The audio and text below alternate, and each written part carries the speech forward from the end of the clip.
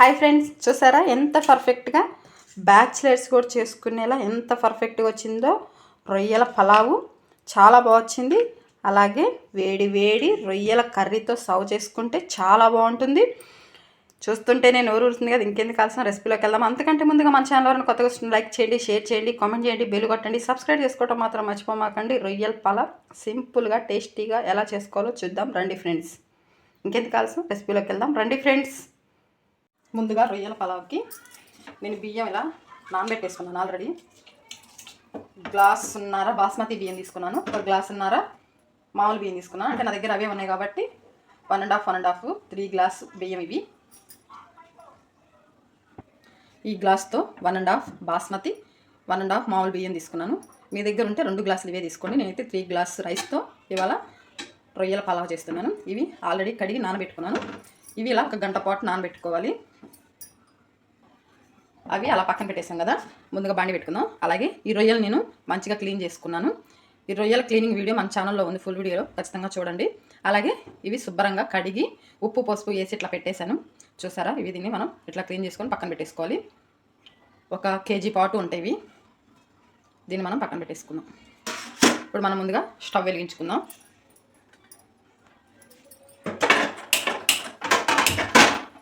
Stove వెలిగించుకున్నాం కదా, దీంట్లోనే మనం ఆయిల్ వేసుకుందాం. రొయ్యల పలావ్ కాబట్టి కొంచెం ఎక్కువ పడుతుంది. నేను 4 టేబుల్ స్పూన్లు వేస్తున్నాను. 4 వేసాను. చూసారుగా, ఆయిల్ కొంచెం వేడవ్వాలి. ఆయిల్ వేడైంది. మనం దీంట్లోనే కొంచెం షాజీరా వేసాను. మనం అవన్నీ వేసేటప్పుడు సిమ్లో ఉండాలన్నమాట, చూసుకోండి. అలాగే దీంట్లోనే మనం ఆల్ గరం మసాలాలు వేసుకోవాలి. చెక్క, లవంగాలు, యాలకులు వేసాను. ఇవి లైట్గా ఫ్రై అయిపోయినాయి కదా. మనం దీంట్లోనే సన్నగా పొడుగ్గా కట్ చేసుకున్న 1 ఉల్లిగడ్డ వేసుకుంటున్నాను. ఇవి గోల్డెన్ కలర్లోకి వచ్చేలా ఫ్రై చేసుకోవాలి.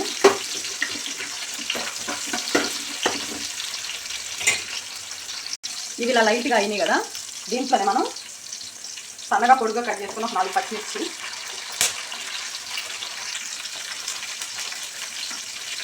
ఇవి కూడా ఫ్రై అవ్వాలి.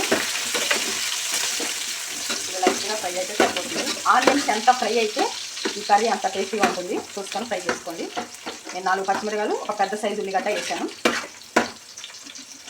బ్యాచిలర్స్ కూడా సింపుల్గా ఈజీగా చేసుకునే రొయ్యల పులావ్ అంటారు, పలావ్ అంటారు, ఏదైనా ఒకటే. ఇలా ఫ్రై అయింది కదా. దీంట్లోనే మనం 1 టమాటా వేసుకుందాం. పెద్ద సైజు టమాటా, చిన్నవి అయితే 2, పెద్దవి అయితే 1. ఇది కూడా టమాటాలు బాగా మగ్గాలి.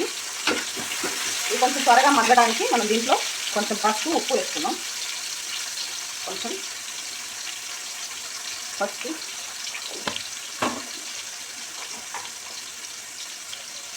కొంచెం ఉప్పు.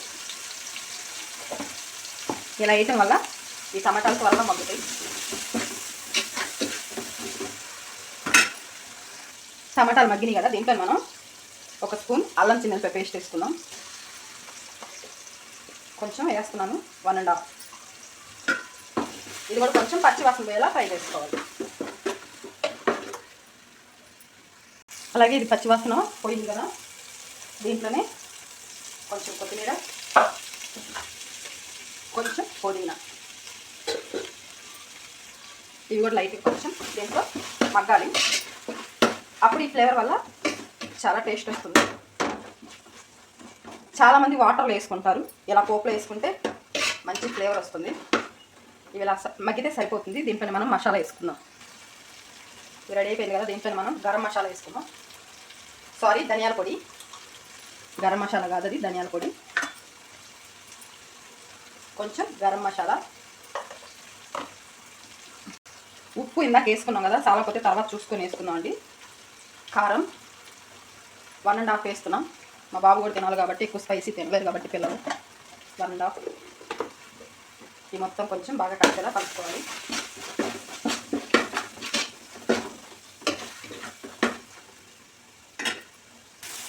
అలాగే ఇది రెడీ అయిపోయింది కదా. దీంట్లోనే 1 పెరుగు ప్యాకెట్ వేస్తున్నాను నేను. ఇదంతా బాగా దీంట్లో కలిసేలా కలుపుకోవాలి.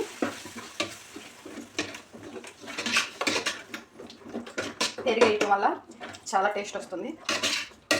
చూసారు ఇదంతా బాగా కలిసేలా ఇలా కలుపుకోవాలి. ఇది కోసేపు ఒక 5 మినిట్స్ ఇది ఇలా ఉడకాలి. పెరుగు ఒక 5 మినిట్స్ ఈ పెరుగుని ఇలా వదిలేద్దాం.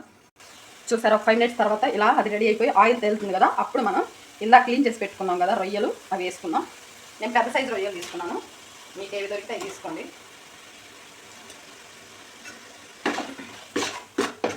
మొత్తం ఇది బాగా కలిసేలా కలుపుకోవాలి. తప్పకుండా ట్రై చేయండి. కొత్తగా ట్రై చేసే వాళ్ళు కూడా ట్రై చేయండి. చాలా ఈజీ, సింపుల్. చేతగాక చాలామంది చేసుకోరు, ఇది చేసుకోవడం చాలా ఈజీ. దీన్ని ఇంకొక 10 మినిట్స్ ఇలా వదిలేద్దాం. ఇది రెడీ అయింది. ఒక 10 మినిట్స్ తర్వాత మనం దీంట్లో రైస్ వేసుకుందాం. ఈ రైస్లో ఉన్న వాటర్ అంతా తీసేసి ఓన్లీ రైస్ వేసుకోవాలి. ఇలా వేసుకుంటే చాలా ఈజీగా ఉంటుంది. చాలామంది ఎసురులో వేస్తారు కదా, అలా చేతగాని వాళ్ళు ఇలా వేసి ఎసురు పోసుకుంటే చాలా ఈజీగా ఉంటుంది. ఖచ్చితంగా ఇలా వేసుకొని చేసుకోండి.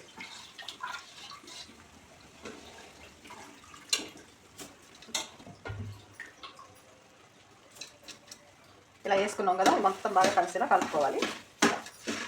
వాటర్ ఏమీ లేకుండా చూసుకొని వేసుకోవాలి. ఎందుకంటే వాటర్ పడిందనుకో మనం తీసుకునే కొలత మిస్ అయిపోతుంది. చూసుకొని జాగ్రత్తగా తీసుకోండి.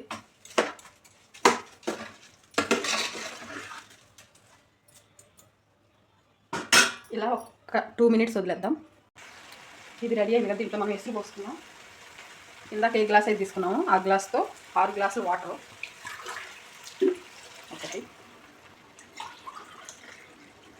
1 2 3 4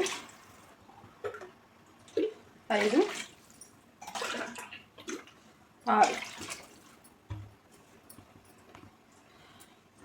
ఒక్కొక్క గ్లాస్కి 2 గ్లాసులు చొప్పున 6 గ్లాసుల కోసం మనం 3 గ్లాసులు రైస్ తీసుకున్నాం కాబట్టి ఇవి కొంచెం అన్నం బియ్యం, అందుకని చూసుకొని పోసుకోండి. మీ అయితే మామూలు బియ్యం అయితే ఒక్క గ్లాస్కి 1.5 పడుతుంది వాటరు. ఇవి కొంచెం అన్నం అయ్యాయి కాబట్టి 2 గ్లాసులు వాటర్ తీసుకున్నాను. మనం ఇక్కడ కొంచెం ఉప్పు చూసుకోవాలి.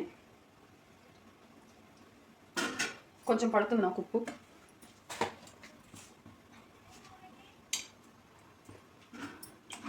ఇది ఇలా కలిపేసాం కదా, దీన్ని మనం మూత పెట్టేసుకుందాం. ఇలా మూత పెట్టుకొని ఉడికించుకుందాం.